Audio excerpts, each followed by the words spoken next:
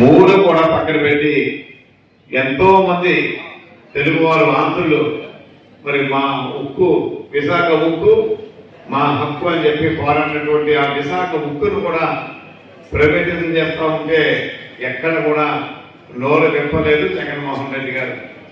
మరి మన కూటమి ప్రభుత్వం రాగానే పోలవరం పరుగులు పెట్టిస్తూ రేపు రాబోయే పుష్కరాల నాటికే పోలవరాన్ని పూర్తి చేస్తామని చెప్పి సగర్వంగా మరి మన కూటమి ప్రభుత్వం ప్రకటించినందుకు మరి మనందరి తరఫున కూడా కూటమి ప్రభుత్వానికి ధన్యవాదాలు తెలియజేస్తా ఉన్నాను.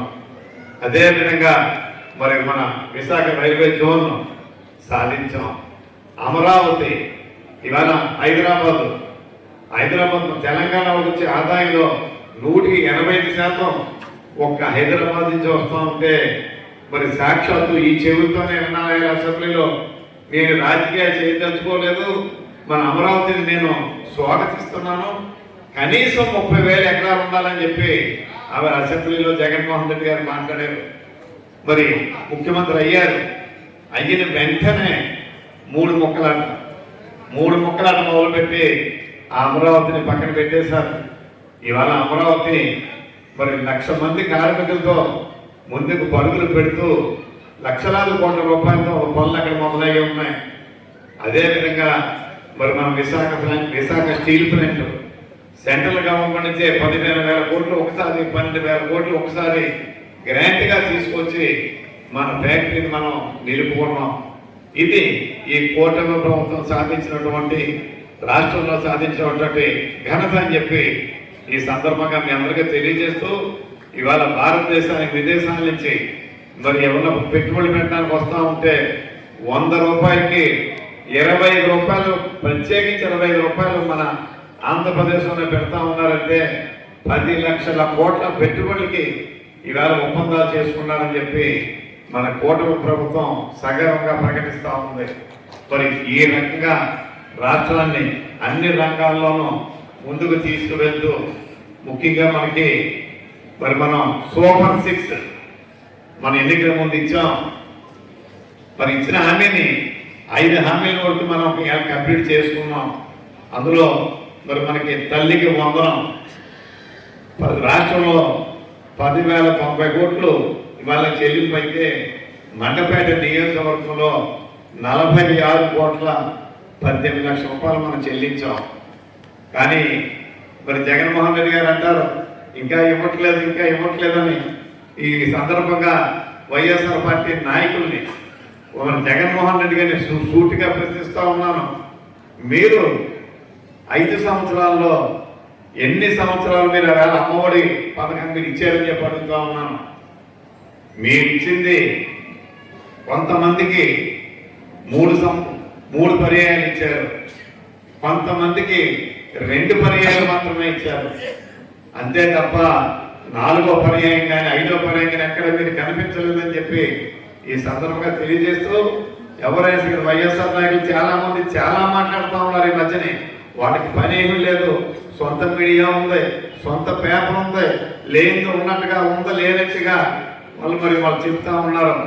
నేను కాదంటే మాత్రం వివరాలతో మొత్తం నాకు ఆ వివరాలు పత్రికాముఖంగా పంపమని చెప్పి కష్టాలు, అన్ని రకాల బాధలు, ఈ యొక్క ప్రభుత్వం యొక్క దుర్మార్గమైన పాలనకు శరమగీతం పాడుతూ ఈ 2 సంవత్సరాల కాలంలో గౌరవ ముఖ్యమంత్రి వారి ఆధ్వర్యంలో మనం చేసుకున్న అభివృద్ధి, ఈ అభివృద్ధిలో కొన్ని లోటుపాట్లు ఉండొచ్చు. కారణం మన ఒక ఆర్థిక వ్యవస్థ. మన దగ్గర ఈరోజు చంద్రబాబు నాయుడు గారు జీతాలు ఇవ్వలేని పరిస్థితుల్లోంచి ఈ రాష్ట్రాన్ని 1వ తారీఖున జీతాలు, ఇక్కడ అధికారులు ఉన్నారు వేదిక మీద, వారికి కూడా నమస్కారం తెలియజేసుకుంటా ఉన్నాం. ఎందుకంటే ఈ 2 సంవత్సరాల్లో కూడా వారి యొక్క సహకారంతో పాటు గౌరవ ముఖ్యమంత్రి వర్యులు ఈ 2 సంవత్సరాల కాలంలో కూడా 1వ తారీఖు నాడు జీతాలు ఇస్తా ఉన్నారు. అదేవిధంగా పెన్షన్లు గౌరవ ముఖ్యమంత్రి 4,000 రూపాయలు మాట ఇచ్చి ఎంత కష్టమైనా సరే ప్రతి ఒక్కరికి కూడా వృద్ధాప్య పింఛన్ 4,000 రూపాయలు అందజేస్తా ఉన్నారు. అదేవిధంగా రోడ్లు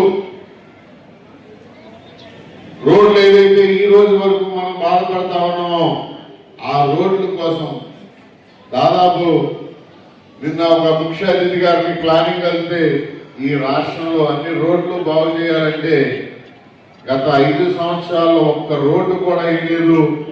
20,000 కోట్ల రూపాయలు ఉంటే ఈ రాష్ట్రంలో ప్రతి ఒక్క రోడ్డు బాగుపడుతుందని చెప్పి ఆ అధికారి చెప్పడం జరిగింది.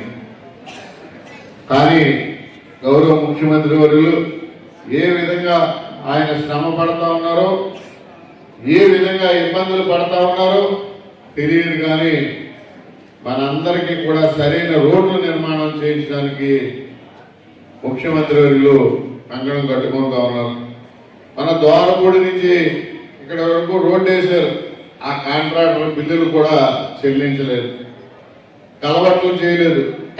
అటువంటి పరిస్థితుల్లో జోగేశ్వరరావు స్వయంగా 10-15 సార్లు తిరిగి ఆ రోడ్లన్నింటినీ కూడా ఇప్పుడు కలవట్ల నిర్మాణం చేస్తూ ఉన్నారు.